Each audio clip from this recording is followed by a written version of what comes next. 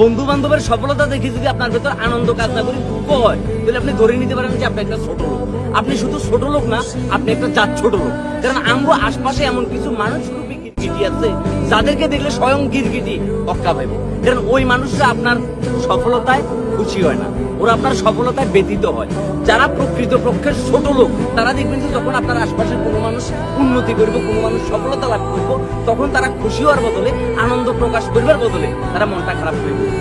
এর ছোট লোকেরা মনে যেই লোকটাই যে সফল হয়েছে, ওই লোকটা কিন্তু কষ্ট করে পরিশ্রম করে একটা জায়গায় আসছে।